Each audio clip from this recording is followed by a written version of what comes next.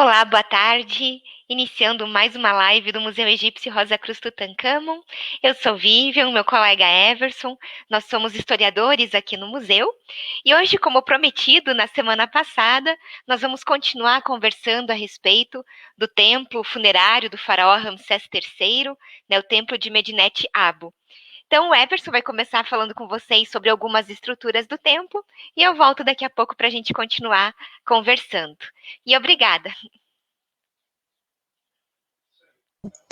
Opa, ativei o microfone, boa tarde a todos, né? Então vamos continuar falando agora sobre o templo, então, de Medinet Abu, né? Então, como a Vivian já tinha mencionado antes, né? Bom, o templo de Medinet Abu, né, então como nós já havíamos falado, fica na cidade de Luxor, tá? E é o templo funerário de Ramsés III. Na live anterior, né, então só passando para frente, na live anterior nós falamos muito sobre a parte externa do templo, né? Então a Vivian falou para vocês sobre o palácio, né? Falou sobre os calendários que nós temos aqui nessa parte da parede sul. Eu falei para vocês de algumas campanhas, né? Então tanto na parede oeste quanto na parede norte também, né? E como prometido, trouxe para vocês também a parte, essa parte restante, né? Então a parte norte do templo funerário, né? Então que ficou faltando aí no nosso passeio anterior, tá? Bom, com esses registros, então, na parede, vamos dizer assim, na parede norte, né? Na verdade, eles começam na parede oeste do primeiro pilone, né? Então, o que isso significa? Quando vocês observam que essa região, né? Ela também tem decoração, e essa decoração faz parte de toda esta parede aqui da área norte do templo, tá? Portanto, ela é uma continuação, né? Então, ela não é excluída, né? Então, desses registros por parte dos artistas que elaboraram o templo de Ramsés III, tá? Bom, então nesses registros, o que nós vamos poder ver são justamente batalhas entre líbios e egípcios e hititas e egípcios, tá? Sendo então com os líbios na área inferior e com os hititas na área superior, né? E bom, com relação então a esses registros, nós vamos começar observando o registro inferior, né? Então, que vocês podem ver aqui. Então, praticamente são duas linhas, né? Então, que os egípcios acabam elaborando, né? Então, nesta área inferior, né? A cena ela vai mostrar Ramsés III já desembarcado de seu carro de guerra, né? Então, amarrando inimigos que são líbios, né? E junto de seu exército que ataca então os guerreiros líbios, né? Então essa é a primeira cena que nós vamos encontrar, que fica justamente nessa parte oeste do primeiro pilone, que faz parte aí do paredão norte, né? Então do templo. Tá? Bom, nós também vamos observar, né, que eu já tinha mencionado das batalhas com os líbios para vocês, né, e essas batalhas, né, vou lembrar vocês que aconteceu no ano 5 e outra no ano 11, e muito provavelmente essa daqui que está registrada seja do ano 11, tá? Então, na parte externa aí do templo, tá? Bom, na cena seguinte, né, então já olhando para a parede norte propriamente dita, vocês podem acompanhar aqui onde eu estou mencionando, tá? Aqui nós vamos encontrar então finalmente a continuação das batalhas, né? Então nesta cena nós vamos ver então Ramsés III em cima de seu carro de guerra atacando com arco e flecha guerreiros, né? Então líbios, né? E esses guerreiros líbios, né, eles estão sendo praticamente massacrados, né, então pelo exército egípcio, né. E aqui nós vamos encontrar então as cidades, a cidade de Ramsés e a cidade de Hatcho, né, então que são duas cidades egípcias e que o Ramsés III consegue impedir a invasão, né, então destas duas cidades, tá?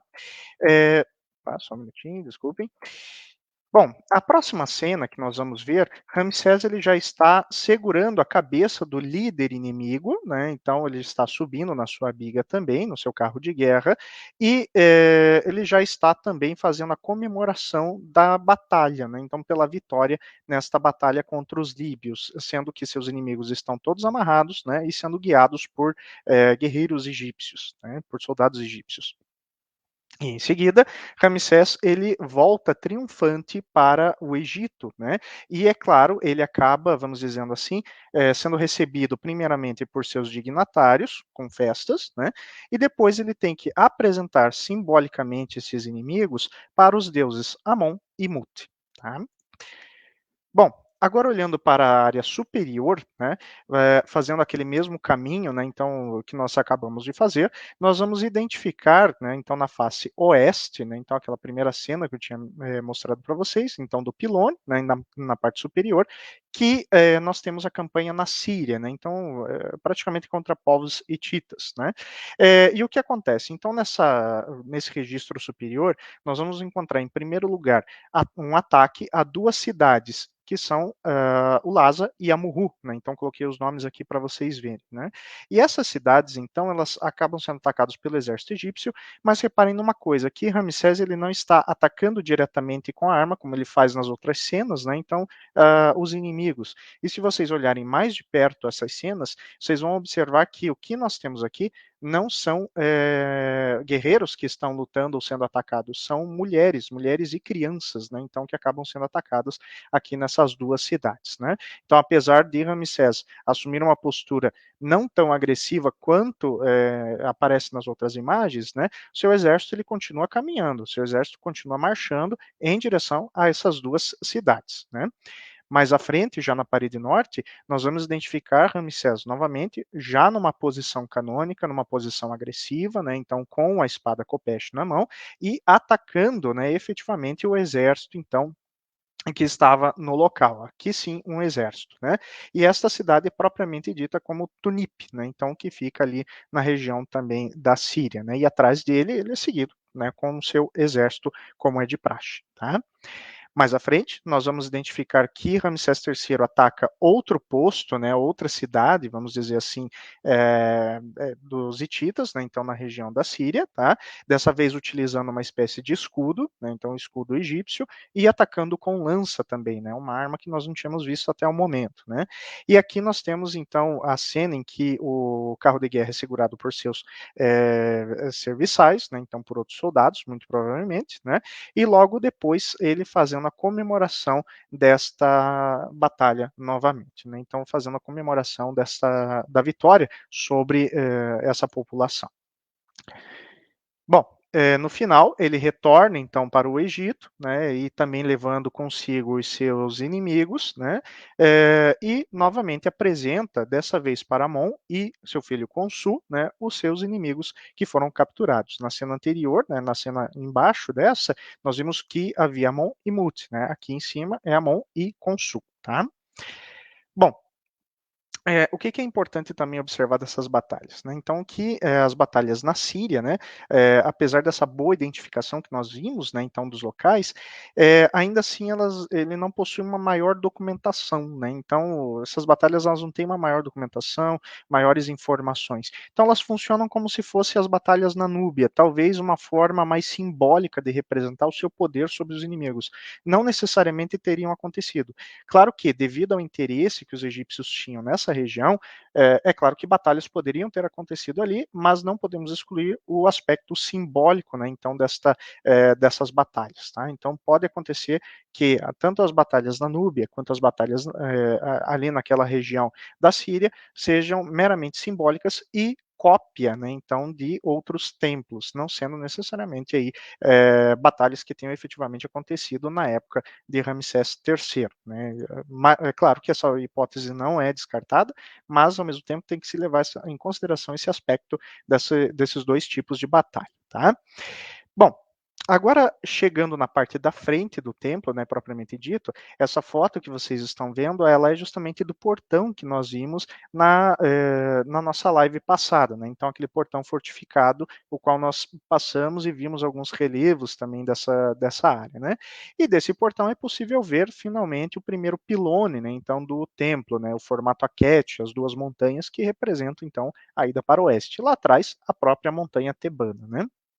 Então, nesta cena aqui, vocês vão observar que os egípcios gravaram, né, em forma canônica, o próprio Ramsés III segurando a cabeça dos inimigos e diante de Amon e diante de Ra-Horact, as divindades solares de criação propriamente ditas. Né? Então, aqui eu coloco um pouquinho maior para vocês verem, né? Então, a posição canônica em que Ramsés III está segurando uma espécie de clava e aplicando então na cabeça desses inimigos, massacrando os inimigos, como os egípcios diziam. Né? E em seguida, né, nós vamos encontrar essas duas áreas maiores aqui, que ficam entre as áreas de bandeiras, hastes das bandeiras, né, então na frente dos templos, né. Até a Marina tinha perguntado na semana passada para a gente sobre sobre a questão das bandeiras, né. O que nós temos entre essas duas áreas aqui, né? Nós vamos encontrar, por exemplo, o poema do ano 11 das batalhas contra os líbios, e aqui nós vamos encontrar o poema ou uma oração para o deus Ptah, ok? Deus criador também por excelência, né?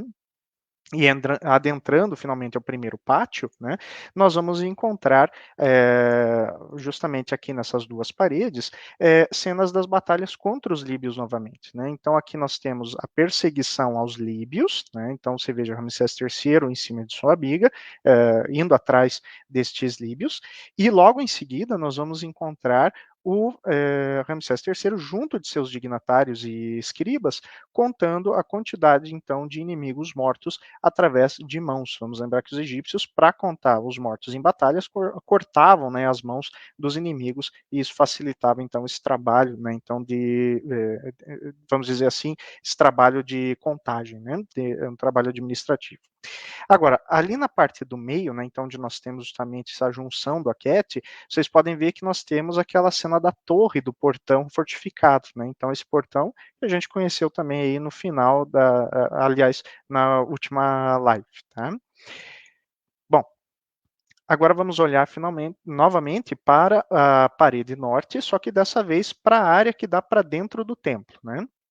Então, essa parede ela é preenchida, como vocês podem ver, por uma área com colunas, né, e essas colunas com estátuas osirianas de Ramsés III também, né. Essas estátuas representando, vamos dizer assim, Ramsés III em formato de Osíris, simbolizam essa ideia de que ele vai renascer como Osíris renasceu, né, então na própria mitologia egípcia. Em todos os templos nós vamos encontrar nesse formato do próprio faraó se transformando em Osíris nessa ideia das estátuas, né? Bom, e dentro, propriamente dito, desta área, passando as colunas, né, como vocês podem ver, nas duas áreas, na área leste e na área oeste, portanto, praticamente fazendo parte do primeiro pilone e do segundo pilone, mas dentro, né, então, desse conjunto vamos dizer assim, dessas colunas, vamos encontrar esse tipo de figura, né? Então, na área leste, nós identificamos uma figura do Ramsés III saindo de seu palácio e entrando no templo, né? E que palácio é esse? Aquele palácio que a Vivian nos mostrou na live passada, né? Então, o palácio onde ele vivia, né? Então, ou que ele frequentava durante festividades no templo, né, de Medinet Hapo, né? Agora, na outra parede, na parede oeste, né, então, ou seja, aquela que fica ali na região do segundo pilone, nós vamos encontrar que ele está saindo de seu palácio de milhões de anos. O que isso significa? É como se fosse o palácio no outro mundo, né? Então, uma cópia deste palácio lá no outro mundo, né? Então, ou seja, ele saindo do palácio, vamos chamar de mundano, e saindo do palácio divino, né? Então, entrando então no seu templo, tá? E, finalmente, vamos falar dos relevos que estão na parede norte do lado de dentro do templo, né? Então, e vamos começar falando, então, da área que sai do leste, né, e vai para o oeste, né? Então, vou começar aqui com essas imagens na parte de baixo e indo, então, para essa imagem na parte de cima, mas lembre-se que é apenas uma grande linha, né? Então, isso tudo aqui fica junto, um depois do outro, tá? Bom, nessa primeira cena, então, e que nós temos que entender que ela está dividida do centro para o leste e do centro para o oeste. Isso significa que a imagem em si ela começa no meio e vai para o leste, e começa no meio e vai para o oeste, né? Então, praticamente, nós vamos começar no meio da parede, tá? Bom, então, começando com essa parte aqui da parede e indo para leste, o que nós vamos ver? Vamos ver uma batalha contra líbios também, aliás, contra sírios, né? E essa batalha, né, ela vai mostrar que o Ramsés III ele ataca uma grande cidade, né, e depois ele consegue fazer toda a comemoração de vitória, né, então como nós já vimos antes, né, junto a seus soldados e nobiliarcas e nobres, né, então que estavam acompanhando esse exército. E na outra cena nós vamos ver Ramsés, né, novamente voltando para o Egito vitorioso, acompanhado dos inimigos capturados, sendo recebidos pelos nobres e apresentando os inimigos capturados e espólios para a tríade tebana de Amon, Mut e Consul. Tá? Bom, na outra parte da parede, ou seja, já na área superior, né, nós vamos encontrar também muitas cenas, só que dessa vez cenas que representam Ramsés III oficiando no templo, ou seja, participando das atividades, orações e também das cerimônias que acontecem dentro do templo de Medinet Ab. Né? Então, começando na área leste, né, nós vamos identificar Ramsés III fazendo oferendas, né, então, tanto de incenso quanto de libações, para a deusa Sekhmet. Em seguida, nós vamos identificar Ramsés III fazendo o ritual de abertura do selo, quebra do selo do santuário de Amon, né? Então, quebrando o selo justamente para remoção da estátua, né, então de Amon, e na próxima cena a mesma coisa, né? Só que infelizmente toda essa cena aqui ela foi danificada, se perdeu com o tempo, né? E em seguida ele está justamente fazendo orações, né, e oferendas de libação, né, para o deus Amon novamente, né? Então através aí de mesas de oferendas, né? Após isso, nós vamos identificar Amon em sua forma perfeita, Amon Ra Kaimutef. Né? O que é essa forma de Amon Ra Kaimutef? Ela também é convertida no deus Min, mas é justamente o formato do deus Amon no seu momento perfeito de criação. Amon, nesse sentido, ele é um deus que se autocriou. Né? A história, vamos dizer assim, vamos colocar que é a história justamente daquele ovo primordial que acaba surgindo, né, então de dentro da montanha, e ele acaba então criando o próprio Deus. É o Deus que se autogerou, se autocriou, né? Então ele não precisou de um gerador externo, ele mesmo se criou, né? Em seguida, nós vamos observar Hauracht recebendo oferendas, né? Aqui nós vamos identificar uma cena diferente, né? Uma cena em que Ramsés III ele recebe o título de líder da festa, né? Então, e justamente para uma festa chamada Nova Festa da Lua, né? Então, em que ele pega um turíbulo, faz o incenso, né? Então, junto aos alimentos, faz imposição de mãos também para esses alimentos para o deus Amon-Ra, né? Em seguida, ele acaba fazendo, vamos dizer assim, a invocação do deus Amon, e depois, novamente, para Amon-Ra Kaimutef, sua forma perfeita, ele acaba também fazendo oferendas de alimentos. Por fim, para o deus Atum, né, então o deus Sol, ele acaba fazendo oferendas de libação, né, então em mesas de oferendas, mesas específicas de oferendas. Né? Vamos passar agora para o segundo pátio, né? Então, ou seja, já adentrando. Só que em vez de começarmos pelo pilone, vamos começar então pela parede norte, no canto mais a oeste, como vocês estão vendo aqui, tá? Então, nessa primeira cena, aliás, perdão, Ramsés, né? Ele aparece justamente fazendo oferendas para as barcas da tríade tebana, de Amon, Mut e Consul. Né? Então, claro, a maior barca que temos aqui é a do deus Amon. Na área inferior nós temos a deusa Mut, né, a barca de Mut, e aqui nós temos a barca de Consul. Tá?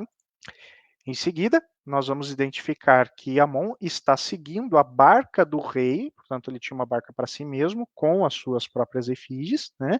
E ele está se juntando na sua própria procissão com a procissão dos três deuses, que são carregados, então, pelos sacerdotes. Né? Isso mostra o que para a gente? Que o Ramsés III acompanhou essas grandes procissões dentro do templo. Também é uma forma de oficiar dentro do templo. Né? E aí nós temos já no segundo pilone, voltado para o segundo pátio, essa outra cena, né, então essa constituição de cenas, que não são cenas mundanas, não são cenas que aconteciam entre os homens, são cenas que aconteciam entre os deuses, em que Ramsés, em primeiro lugar, acaba sendo abençoado pelo, né, feito, e é onde é feita a purificação, né, então pelos deuses Horus e pelo deus Sete, né, ou seja, os deuses propriamente ditos do poder real da família, né, ramessida. Em seguida, nós vamos encontrar que ele está sendo guiado pelos deuses do Alto e do Baixo Egito, sendo que do Alto Egito, principalmente Nekhbet, né, e Wadjet, a famosa Uraeus, né, as duas deusas em formato de serpente e de abutre, mas aqui elas aparecem em formato de mulher, mas portando as coroas do Alto e do Baixo Egito, respectivamente. E ele é apresentado pelo deus Tote para a tríade tebana também, Amon, Mut e Khonsu. Na outra parede, agora no lado sul, mais a oeste, nós vamos identificar então uma cena de festa. Agora sim, uma cena mundana, meio que misturada ali com a cena divina, né? Então, onde Ramsés ele faz a elevação de alimentos para o deus Sokar, né? Então, Sokar nós já falamos dele em outra live, né? O Sokar ele é deus padroeiro lá em primeiro lugar lá no Reino Antigo de artesãos, ele é padroeiro também ali dos ferreiros, ele é padroeiro também da necrópole, né? Então lá no Reino Antigo, né, da necrópole de Saqqara, mas ao mesmo tempo, né, ele não deixa de ser adorado lá no Reino Novo, né, ou já no terceiro período intermediário. No caso de Ramsés III, ele já está aqui, portanto, fazendo a elevação de alimentos, que era uma parte de oferendas, né, então para o deus Sokar, né? E para o deus Khnum, né, o deus oleiro, criador dos humanos, ele acaba fazendo oferendas também de incenso com vaso quebé, de flores, para o deus Khnum e para deuses associados a este deus. Tá? Bom, um pouquinho mais à frente, Ramsés III acaba fazendo oferendas, mas ao mesmo tempo chamando o deus Sokar, ou nomeando, né, o deus Sokar por todos os seus nomes, né? Então, como é o título então desta própria passagem. E na frente então da barca de Sokar, né? Então uma barca bem diferente daquela que nós estávamos acostumados a ver, né, mas ainda assim uma barca, e vocês podem ver a figura então de Sokar, né, dentro como se fosse uma montanha, né? Então, por quê? Porque justamente o local para onde os mortos deveriam ir, né? E aqui vocês podem observar as oferendas que foram dadas então para Sokar neste momento deste ritual, tá? Um pouquinho mais à frente, nós vamos encontrar uma procissão da barca de Sokar, sendo carregada por sacerdotes e Ramsés III seguindo, né, então esta procissão. E em seguida, ele está sendo guiado, né, então através de cordas, né, isso é muito interessante, né, pelos sacerdotes, né, um sacerdote que vai à frente, ele parece ter um papiro na mão e muito provavelmente estava recitando magias e orações, né, e outros sacerdotes que estavam mais próximos de Ramsés III estavam com turíbulos, né, fazendo um incensário justamente para purificar o caminho em que Ramsés III passava, né. E aqui, toda essa procissão está seguindo esta outra mais à frente, que carrega o símbolo de Nefertum, né? Então, ou seja, a bela forma do deus Atum, né? Do deus Sol, né? Então, neste caso, tá? E na parede, então, onde temos o segundo pilone, né, então na parede sul, nós vamos identificar toda esta grande cena que representa uma única coisa também, que vamos dizer assim, uma procissão para o deus Sokar. Né? Então aqui temos sacerdotes que carregam estandartes, barcas com oferendas, oferendas propriamente ditas, e outros que acabam se ajoelhando, né, perante esses estandartes e sacerdotes, mas principalmente em relação ao rei. Tá? Finalmente chegamos então na nossa, vamos dizer assim, nas nossas duas últimas paredes, né, em que vamos encontrar também duas seções, né, duas linhas com inscrições e, é claro, imagens principais. Claro que existem mais decorações, mas vamos abordar aqui as principais, tá? Bom, então nesse caso, vamos começar por esse lado aqui, tá? O que o Ramsés III está fazendo? Ele está fazendo oferendas de flores para a deusa Hathor, né? Em seguida, ele está guiando 4 bezerros, né, então, para o deus Amon, né, então, na sua forma de Amon Ra-Ka-Imhotep, né, e também para a deusa Ísis, que está logo atrás dele. Tá? Nessa outra cena, nós vamos encontrar Amon fazendo oferendas de baús com tecidos, tecidos que poderiam ser roupas, né, ou tecidos que poderiam ser para qualquer outra finalidade, né, mas para o deus Amon e para a deusa Mut. Tá? Em seguida, nós vamos identificar uma clepsidra, né, então um instrumento astronômico, sendo oferecida por Ramsés para a deusa Sekhmet, a deusa então da guerra e da destruição e também da saúde, né? Vamos encontrar também que ele está fazendo oferenda de incenso para o deus Ptah, né? Então, Deus também criador do mundo, segundo a mitologia menfita, né? E aqui vamos encontrar que ele faz oferendas, né, então com turíbulo, né, então com incenso para o Amon-Ra Imhotep, né, e também aqui para a deusa Ísis, tá? Seguindo na área inferior, nós vamos identificar que ele está fazendo oferendas, né, então o Ramsés III, de libações, alimentos e flores, e também de incenso através do turíbulo, né, então para o deus Horus, aliás, perdão, esse aqui é o Sokar, tá, e também para o deus Nefertum, tá.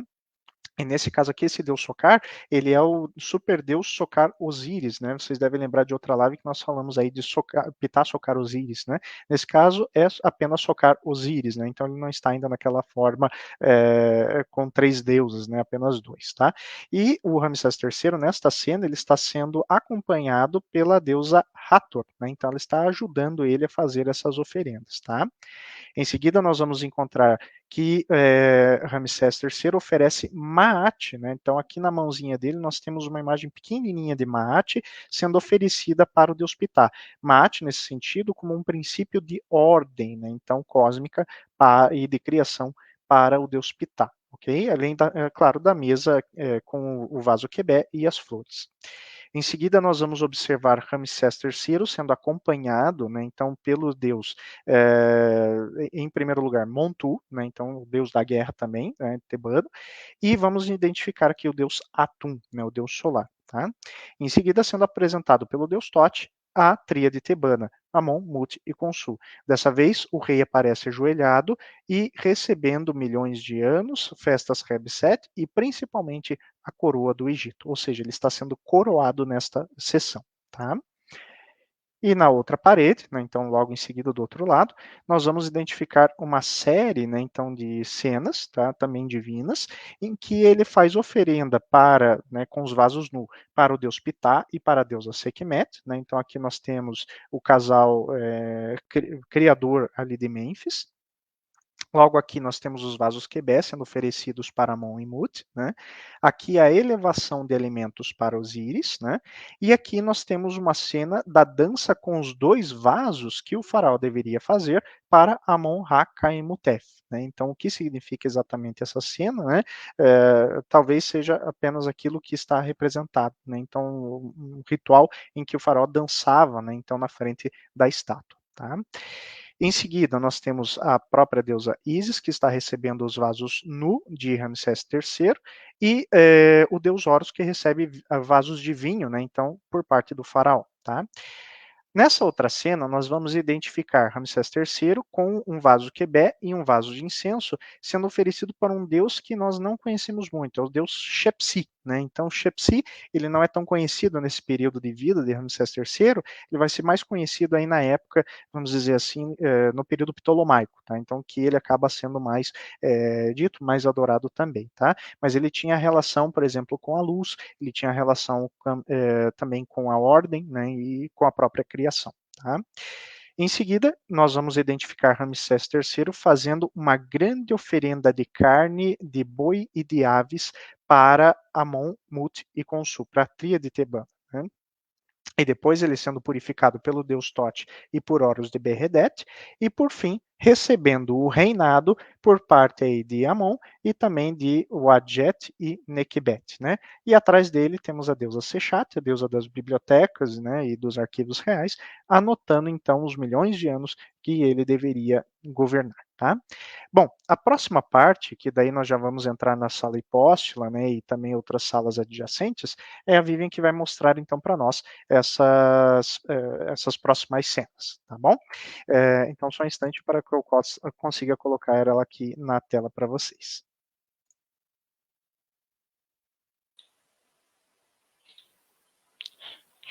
Então, boa tarde mais uma vez. Como o Everson comentou, então, a minha parte é justamente falar da sala hipóstila e alguns ambientes associados, né, à sala hipóstila. E eu queria, na verdade, antes de começar a falar sobre os ambientes, pensar um pouquinho a respeito do próprio templo, né? Nós estamos falando sobre o templo funerário do faraó Ramsés III. É importante a gente pensar que o templo, ele é um espaço que, de certa maneira, reproduz a própria concepção do egípcio antigo em relação à criação do mundo. Então, né, como o Everson mostrou para vocês ali os pilones, né, que eram símbolos da montanha primordial, e eu vou falar da sala hipóstila, que é uma sala, né, na verdade são 3 salas que esse templo possui, né, porque na verdade boa parte, né, ainda está lá. Então, nós vamos falar das salas hipóstilas e dos ambientes que estão associados. E qual que era a função da sala hipóstila, né? Então, geralmente essas salas ela apresenta colunas.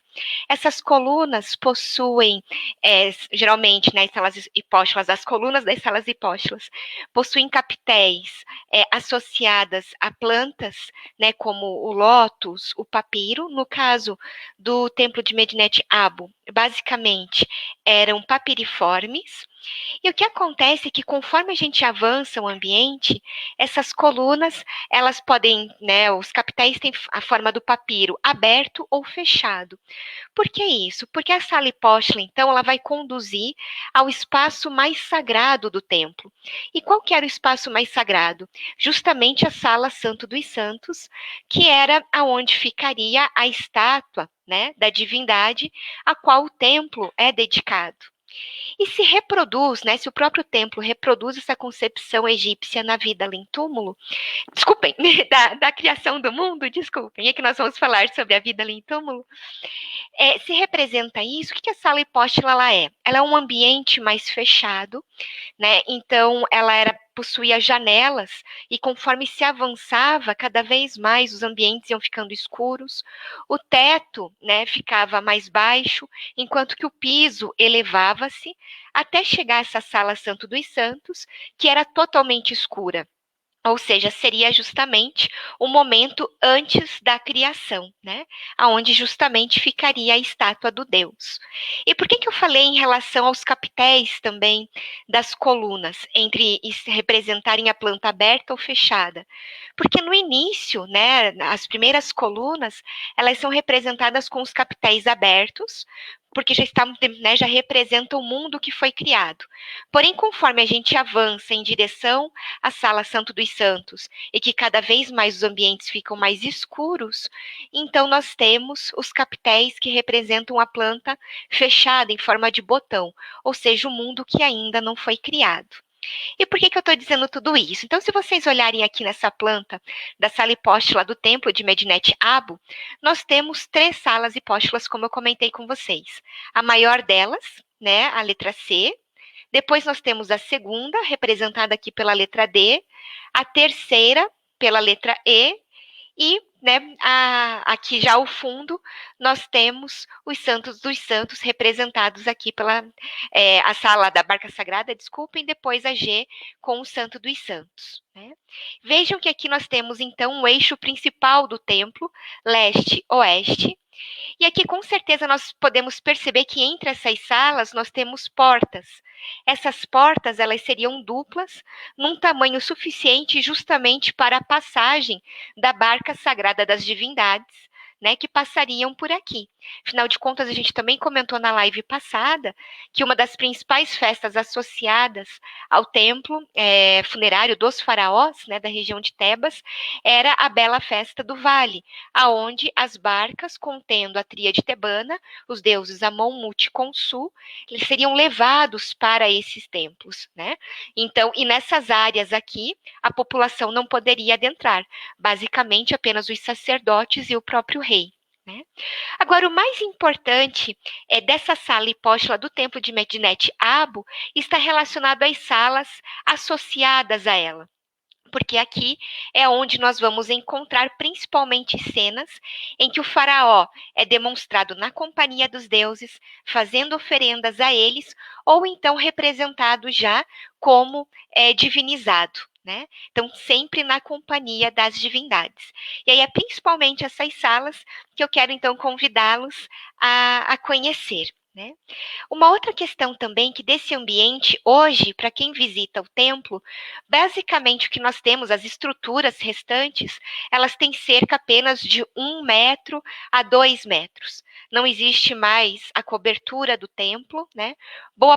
Se a gente for pensar colunas, por exemplo, dessa parte central aqui da sala hipóstila, né, da primeira, colunas que chegavam a 9 metros de altura, isso já não existe mais, então, nessa parte de trás, então, do templo.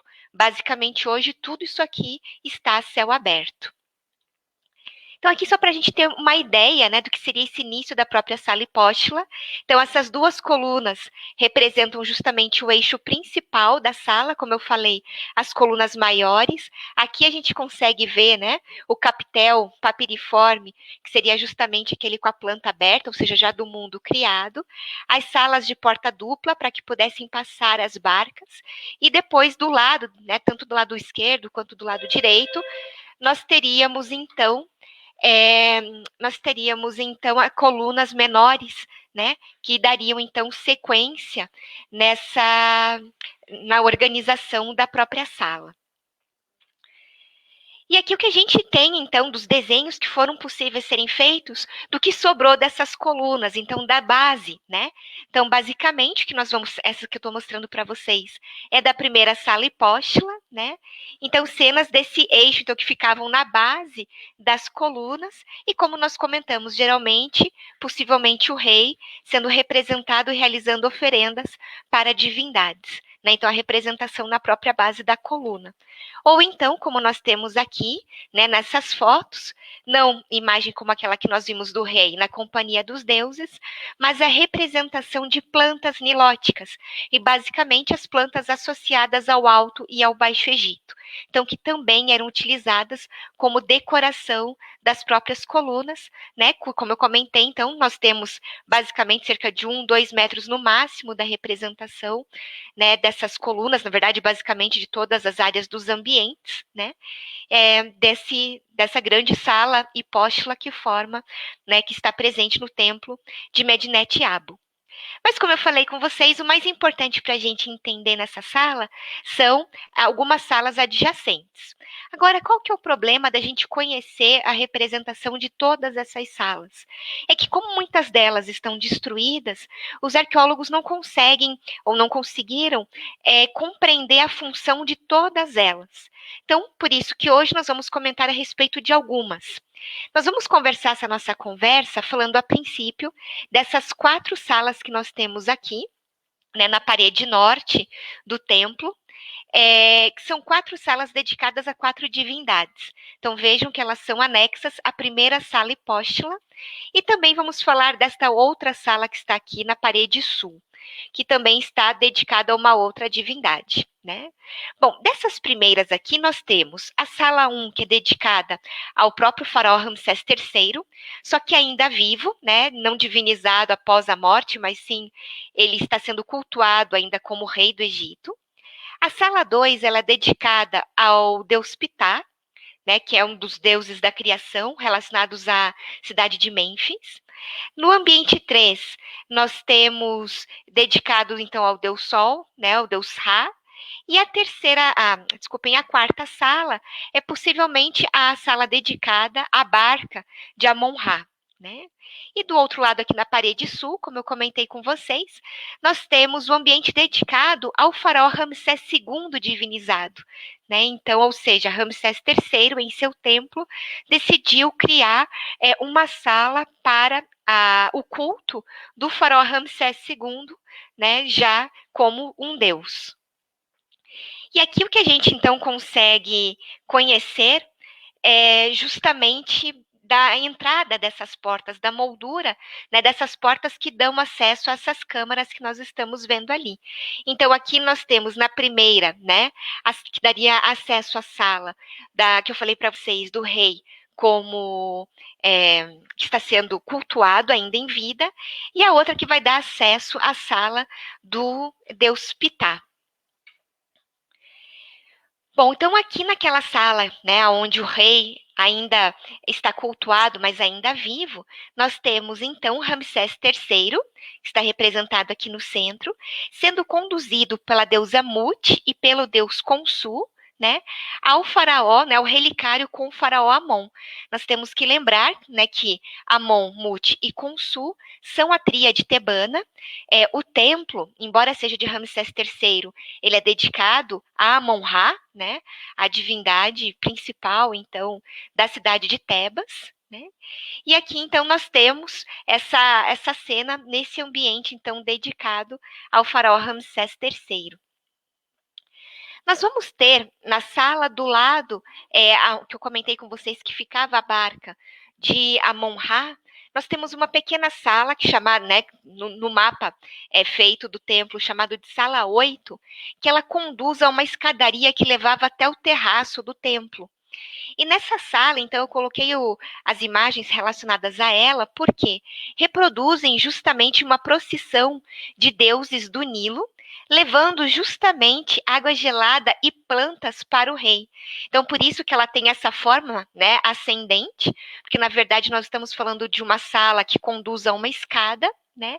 E aonde nós temos então essas divindades nilóticas, como nós podemos ver aqui que elas possuem, né, plantas, né, sobre a cabeça, lótus sobre a cabeça, estão conduzindo, né, justamente as próprias plantas que representam o Nilo, assim como água para o rei, para Ramsés III.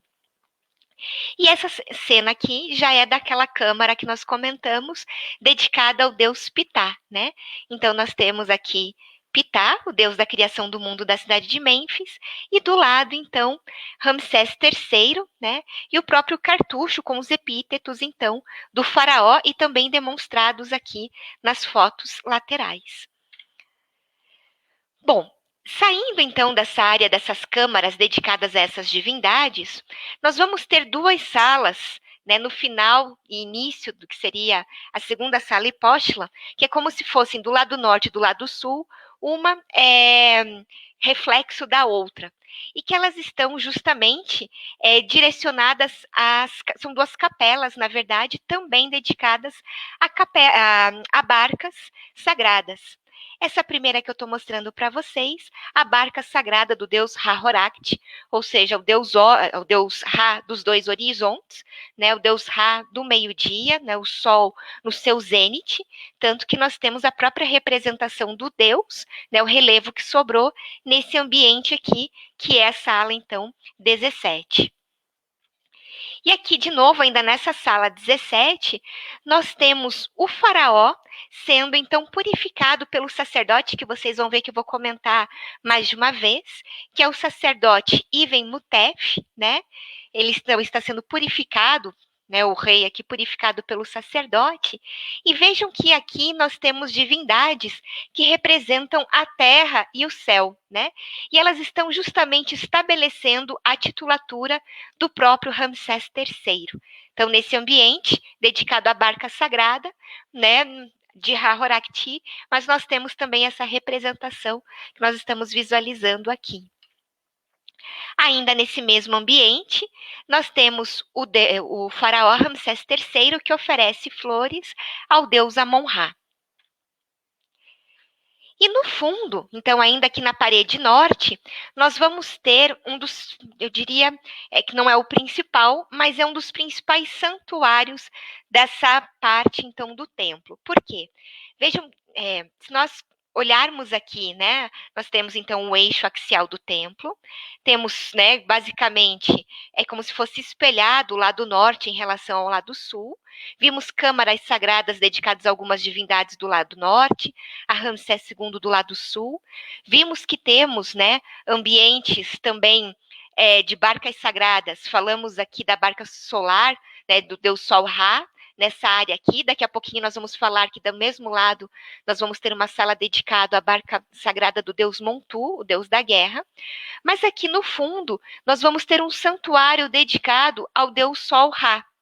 E do outro lado, espelhado, nós vamos ter realmente o templo funerário, né, ou a área funerária dedicada ao deus Ramsés III, o templo funerário de Ramsés III, que está espelhado com esse lado aqui, né, do deus Ra. Então, primeiro vamos conhecer essa área norte dedicada a Ra, cuja parte, então, da antessala, nós estamos vendo aqui, o pórtico da antessala, e é aqui, então, que nós temos, nessa inscrição, que fala, então, que esse ambiente, ou os próximos 3, como nós vamos ver, ele é dedicado ao deus solar. Então, aqui nós temos essa sala, né, que vai conduzir a um terraço, e muito semelhante com o que nós vimos agora há pouco da sala anterior, aonde nós vamos ter deuses do Nilo, né, aqui de novo representados, que acompanham os procedimentos daquele mesmo sacerdote que nós comentamos, né, o sacerdote Iven Mutef, que está carregando, então, as riquezas da terra para Ramsés III. Então, vejam só, embora seja uma sala, aqui nós estamos falando da antessala, do santuário do deus Sol, do deus Ra, mas nós temos o sacerdote, que também é o que vai fazer, que vai oficializar os rituais funerários para Ramsés III, mas aqui, né, ele aparece junto com a representação dos deuses do céu e da terra, né, oferecendo para Ramsés III justamente as riquezas da terra. E agora a gente tem, depois dessa antessala, nós vamos ter realmente a capela dedicada ao deus Ra, né? E aonde nós vamos ter o faraó, aqui representado, né, fazendo oferendas para o Ka do Deus, né?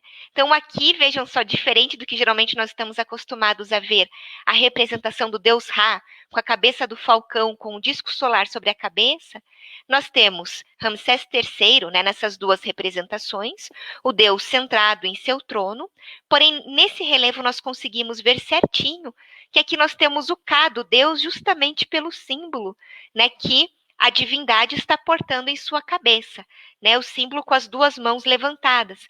Lembrando que o Ka é justamente o princípio de energia. Então, aqui, né, é justamente uma referência direta a essa função do faraó como aquele que faz oferendas ao Ka do Deus, né? Que oferta, então, os alimentos à própria divindade. Nesse mesmo ambiente, então, na área de cima da parede, nós vamos ter, então, Ramsés na companhia de 8 babuínos, que estão adorando a barca sagrada, adorando a barca do deus Sol Ra. Vamos lembrar que na concepção dos egípcios, o deus Sol, ele faz uma viagem diária pelo céu em sua barca sagrada, né? Então, nós temos que o deus do amanhecer é Kepri, o deus do meio-dia é Hahorakti, e o deus do amanhecer é Atum. Né? Então, aqui nós temos justamente o faraó representado nas duas laterais da barca, fazendo adoração ao deus Sol, na companhia, então, de 8 babuínos. E o babuíno, ele também está associado ao deus Sol Ra, né? Nós vemos muitas vezes que no amanhecer, né, os babuínos, então os egípcios assim interpretaram, né, que eles faziam a saudação ao deus Sol. Então, por isso que muitas vezes nós encontramos essa representação dos babuínos fazendo adoração à barca sagrada do deus Sol. Ainda também nessa capela, né, nós vamos ter aqui o capítulo 15 do Livro dos Mortos, aonde o faraó, né, aqui o faraó, está adorando o deus Sol, né? Nós temos deuses do oeste, também representados aqui, né? Os deuses do oeste, nós temos que pensar que o oeste é para onde vão os mortos, né? É o reino governado pelo deus Osíris, Osíris é o senhor do oeste, né? E eles estão, na verdade, aqui cultuando o deus Sol, só que do entardecer. Olha aqui a barca sagrada novamente, e aqui nós temos agora Atum, né? O deus Sol do entardecer. E o que também chama atenção é que a inscrição aqui no centro é uma inscrição funerária de um livro funerário pouco conhecido e pouco falado por nós, que é aqui está reproduzida a primeira hora do livro da noite. Então, também presente, né, nesse santuário dedicado ao deus Sol. E ainda no mesmo ambiente, nós vamos ter, né, Ramsés III aqui representado, sendo abraçado e recebendo o sopro da vida, ou recebendo a chave, né, o símbolo Ankh, das divindades. Nos dois primeiros aqui nós temos Amon, que entrega, então, a chave da vida, né, Amon-Ra, e depois nós temos Atum, de novo, o sol do entardecer, e Ra-Horakhti, o deus sol do meio-dia, né? Então, oferecendo vida ao faraó. E aí, nessa sala 19, só um minutinho, isso. Nessa sala 19, então, que ainda faz parte desse santuário dedicado ao Deus Sol, nós vamos ter o rei fazendo oferendas ao Deus Sol, né, a Ra-Horakhti. Então, aqui ele está com 2 vasinhos nu, como o Everson já mostrou para vocês em cenas anteriores, né, fazendo oferendas a Ra-Horakhti. E ainda nesse mesmo ambiente, né, agora nós temos que o rei, né, Ramsés III, oferece vinho ao deus Ra-Horakhti, né? E também nós temos na outra cena que agora ele oferece ao deus Atum, a deusa Maat. Né? Lembrando, o Everson comentou agora há pouco também, que a Maat é símbolo da verdade, da justiça, da ordem cósmica, né? A função principal do rei é manter Maat na terra. Fazia parte dos ritos que aconteciam pelo faraó aos deuses, né, no rito diário, oferecer uma estatueta da deusa à divindade. Então, aqui nós temos, de certa maneira, 2 cenas associadas ao próprio rito diário. Né? Aqui ofertadas a Ra-Horakhti e a outra manifestação do deus Sol, o deus Atum. E agora nós vamos, então, como eu falei para vocês, né, o lado espelhado do templo, agora na parede sul, nessa grande área aqui. Então, nós vamos falar de 2 salas voltadas às barcas sagradas do deus Montu e depois do templo funerário, né, ou seja, da área realmente funerária dedicada a Ramsés III. Aqui na foto é como está a área, né? Então, como nós podemos ver as capelas, né? As colunas e essa área, principalmente até a sala 20, que a gente está vendo, iria mais ou menos até essa parede aqui. Bom, então, primeiro, como eu comentei com vocês, se de um lado nós temos a sala dedicada à barca do deus Horakhti, do outro lado, no templo de Ramsés III, ele representa, então, fez uma sala dedicada à barca para o deus Montu, né? Lembrando que o deus Montu é o deus da guerra. Se nós pensarmos em todos os relevos que compõem o templo, em todas as batalhas que representam que o Everson contou para nós, né, em relação aos núbios, né, aos sírios, né? Então, a questão da guerra também está aqui presente com as próprias câmaras dedicadas à barca solar do deus Montu, como nós temos aqui, né, a sala da barca, aonde o rei oferece vinho a Amon-Ra. Então, nós temos aqui Amon-Ra, Ramsés III oferecendo vinho a ele, e aqui atrás, então, nós temos a deusa Mut. A cena acontece da mesma forma do outro lado, só que agora ao deus Khonsu, a tríade tebana. Né? Aqui nesse mesmo ambiente ainda da sala da barca de Montu, nós temos agora, né, agora lendo da direita para a esquerda, o faraó, nesse primeiro relevo aqui, ele oferece tecido, algodão para, né, Montu. Nesse outro, nós temos que o faraó faz oferendas para Amon-Ra. E na outra cena, o faraó oferece flores também para Amon-Ra. Aqui, ainda nesse mesmo ambiente, nós temos de novo que o rei está oferecendo, né? Agora a gente consegue ver plenamente aqui tecido, né? Algodão para Montu. Aqui nós temos, pelos sinais hieroglíficos, que ele está oferecendo alface para o deus Amon-Ra. E na outra cena nós temos que ele oferta aqui um colar também para Amon-Ra. E aqui, então, agora, naquela sala que eu comentei com vocês, que começava o templo o santuário, né, de Amon, desculpem, do Deus Sol, né, de Ra-Horakhti, agora nós vamos ter a entrada do templo funerário de Ramsés III. Então, aqui nós temos os fragmentos dessa entrada, que vai dar acesso, como a gente consegue ver aqui no esquema do templo, né, nessa região aqui, o que vai dar acesso a esse templo funerário do rei.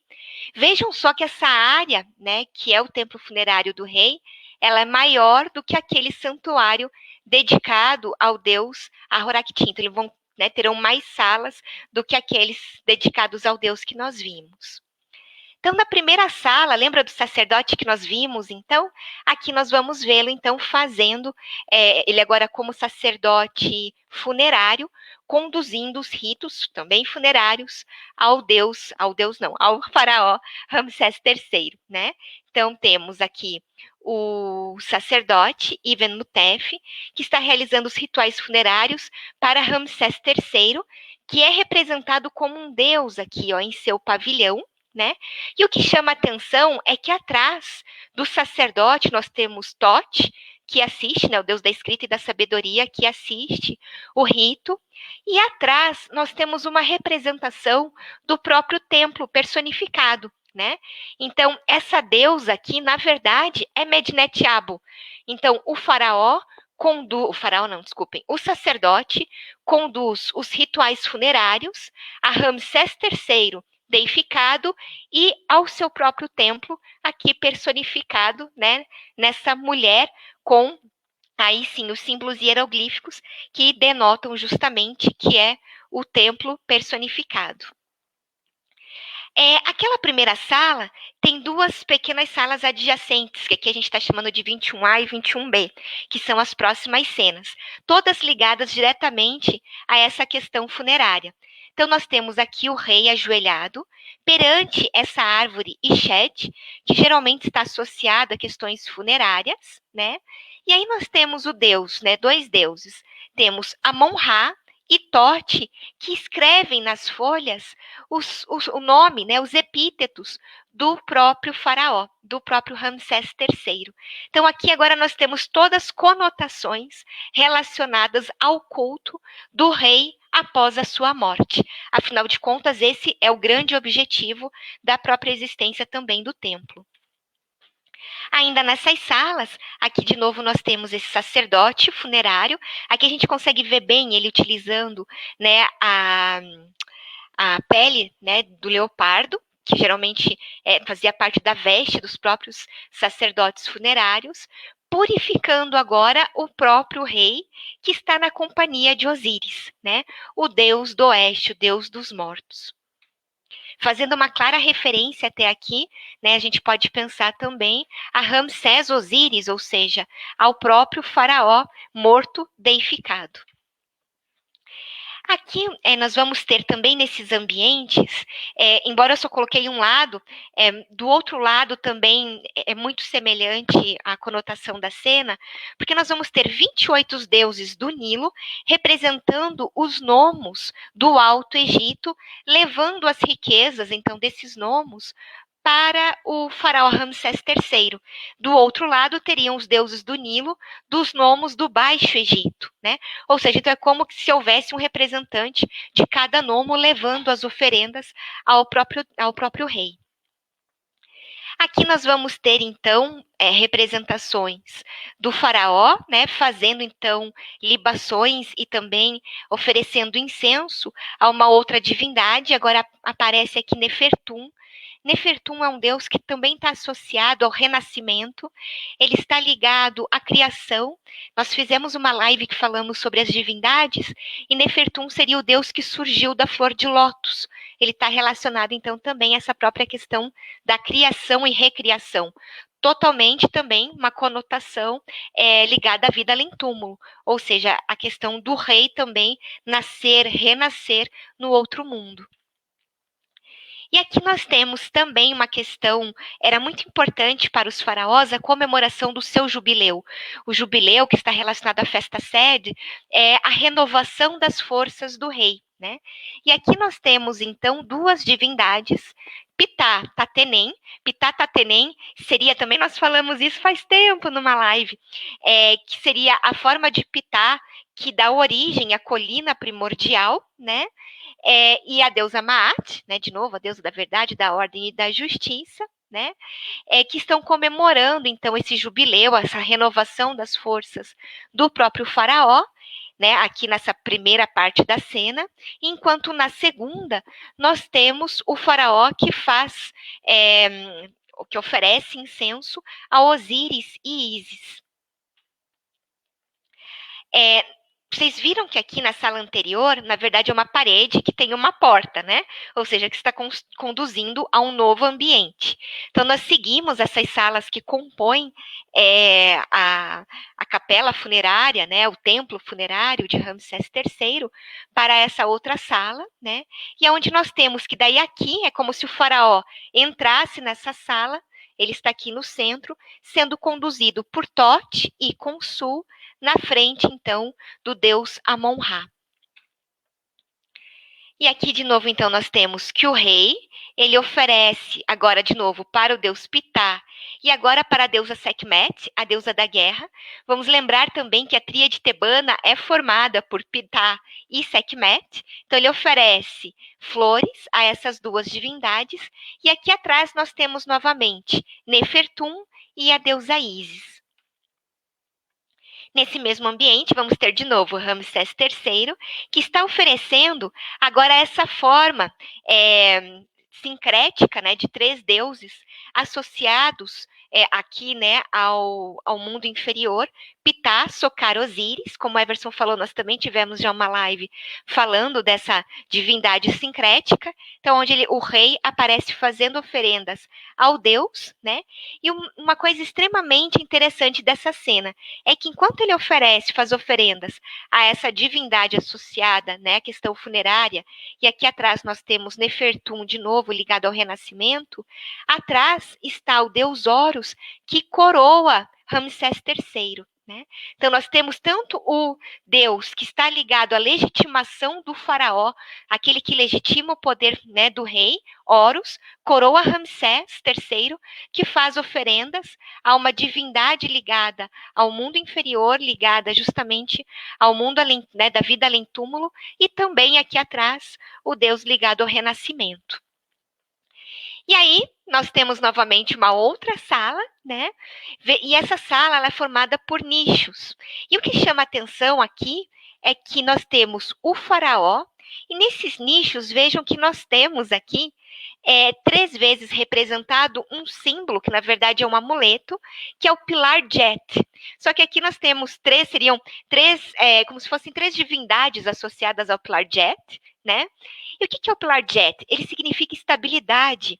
Ele está diretamente ligado a Osíris. E por que isso? Porque a sala seguinte é justamente um santuário específico ao deus Osíris, que faz parte dessa própria área funerária do Ramsés III. Né? Então, podem ver que nós já estamos aqui, né, bem nessa área de divisa, e aqui atrás nós vamos ter justamente o templo, ou melhor, o santuário dedicado a Osíris. Aqui, então, nós temos que Ramsés III faz libações para a deusa Ísis, né? E aqui no centro nós vamos ter um encantamento, que é o encantamento para, né, incensando Uraeus. Vamos lembrar que Uraeus é a serpente, né, à frente, tanto que nós encontramos nas coroas utilizadas pelos reis, quanto também em muitos deuses também que utilizam, e a Uraeus está ligado justamente à questão divina. E aqui, lembra aquela que eu mostrei agora há pouco, aqui nesse esquema, né? Nessa área de trás aqui, nós vamos ter, então, 2 portas que estão relacionadas a essas duas fotos que nós vemos aqui. Essa primeira foto vai conduzir, né, às salas dedicadas ao outro mundo. E esta outra sala vai conduzir à sala dedicada ao santuário do deus Osíris. Então, vejam que aqui, né, já na entrada dessa sala que que é dedicada ao outro mundo, nós temos a comemoração de novo do jubileu do rei. E vejam que aqui nós temos 2 divindades relacionadas à questão do registro. A deusa Seshat, né, a deusa ligada aos arquivos, e aqui o deus Tote, o inventor da escrita, que os 2 estão justamente registrando o jubileu, né, do faraó na sala relacionada ao outro mundo. Aqui nessa sala, né, nessa mesma sala do outro mundo, nós vamos encontrar algumas vinhetas do próprio Livro dos Mortos, como nós temos essa, né, que é uma vinheta, que é a vinheta 110 do Livro dos Mortos, que demonstra justamente como que o egípcio imaginava esse mundo que eles habitariam após a morte, né? Que eles Yaru também, que era, né, chamado muitas vezes pelos egípcios, que é um mundo de grande abundância, né? Então, por isso que nós temos aqui o próprio faraó, por exemplo, né, representado arando a terra, né? Então, é essa questão mesmo ligada à terra da abundância. E aqui já agora nós estamos, né, no que seria a área do santuário de Osíris. E essa área do santuário de Osíris tem um teto abobadado, e esse teto abobadado, ele tem um teto astronômico. E os arqueólogos que estudaram o templo perceberam, na verdade, que esse teto astronômico ele é a cópia do teto astronômico do templo funerário do Ramsés II. Então, hoje não resta muita coisa do teto astronômico de Medinet Abu, mas as comparações que foram feitas deu para perceber que realmente é uma cópia, e a gente pode afirmar por isso, porque erros que os escribas cometeram no Ramesseum, ou seja, no templo de Ramsés II, também aparecem nesse teto astronômico na tumba de Ramsés III, né? Então, por isso que realmente não só as imagens são semelhantes, mas também a própria característica em relação a esses erros. Por isso que a gente pode afirmar que os escribas que fizeram literalmente copiaram do templo de Ramsés II. E as cenas aqui, é claro que vão estar relacionadas a essa vida além túmulo. Então, na própria porta, vejam só que nós temos aqui o rei representado cultuando Anubis, né? Anubis está aqui em seu pavilhão, na forma do chacal, é o deus também ligado à mumificação, né? Então, por isso, presente aqui na sala de Osíris, né? E aqui nós vamos ter também na sala de Osíris o faraó perante essa divindade que o Everson também já comentou com vocês, Amon-Ra Kamutef, e do outro lado aqui nós temos Ramsés III perante Osíris e Ísis, né? Então, e aqui de novo oferecendo Maat a essas duas divindades. Essa cena, ela continua, que é o que eu vou mostrar aqui para vocês. Nós temos atrás, então, a barca sagrada, aqui a barca do deus Socar Osíris, né? O Everson também mostrou para vocês agora há pouco uma representação muito semelhante. E aqui atrás, o rei está fazendo um sacrifício do animal Oryx, né? Ele sacrifica esse animal justamente para, né, perante a barca sagrada de Socar Osíris, e que com certeza faria oferenda às próprias divindades. E para a gente concluir essa sala, então, dedicada a Osíris, nós vamos ter aqui o faraó, dos dois lados, cultuando nessas duas portas falsas, né, o deus Osíris. Né? E vamos lembrar que nas tumbas era onde nós encontramos as portas falsas. A porta falsa ela é justamente, de certa maneira, uma maneira que o Ka do falecido poderia adentrar, né, justamente para receber as oferendas que seriam dedicadas a ele. Né? Seria a porta falsa seria aquele local de transição. Né? Então, aqui representado no santuário de Osíris de forma dupla. Então, desses ambientes, né, da região da Sala Hipóstila, foram esses que eu selecionei para mostrar para vocês. E aí, agora eu queria saber, a gente tem alguma dúvida, Everson, a respeito? Bom, Vivian, nós temos algumas dúvidas, né, então, em relação ao próprio templo, tá? Vou colocar aqui a primeira pergunta, que é da Marina, tá?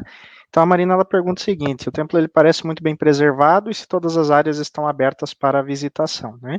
Bom, Marina, na verdade, assim, depende muito do serviço de antiguidades, né, então, lá do Egito, né, então, do Ministério de Antiguidades, e, é claro, do próprio diretor do sítio arqueológico, né? Porque vamos lembrar que essas áreas também acabam sendo áreas em que turistas acabam transitando demais. Então, dependendo, vamos dizer assim, se eles precisam fechar uma sala para fazer reparos, para fazer conservação, acaba se fechando. Então, é muito relativo, né? Então, e é claro, sempre tem algum projeto ou outro que precisa, né? Então, fechar alguma área adjacente. Quando eu fui em 2017, né, estava com os meus amigos, né, o professor Moacir, a professora Liliane, o professor Jefferson, quando nós fomos, nós acabamos entrando, por exemplo, lá na área de trás, né, nós demos toda a volta ali no templo, né, vimos todas essas cenas. Então, quando nós chegamos ali, por exemplo, na área do palácio, né, nós não sabíamos que não podia se aproximar daquela área, mas acabamos entrando ali, depois os funcionários chegaram pra gente e disseram que a gente tinha que sair, né? Mas, né, conseguimos ainda observar. Então, tem áreas que são fechadas, áreas abertas, mas depende do trabalho que está sendo feito, tá? Então, não dá para dizer, não dá para visitar definitivamente, né? Não é uma coisa assim. Então, e o Egito hoje ele está procurando abrir mais, né, os seus próprios monumentos, né? Então, por exemplo, outro exemplo de monumento é justamente as pirâmides de Gizé, né? Então, quando eu fui, eu pude visitar a pirâmide de Kelps e de Miquerinos, mas a de Kefren eu não visitei. Agora a Vivian visitou. Então, realmente depende muito do dia que você está lá, depende muito do serviço de antiguidades, tá bom?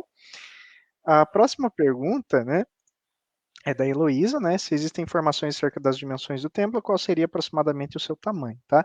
Heloísa, nós falamos isso na outra live também.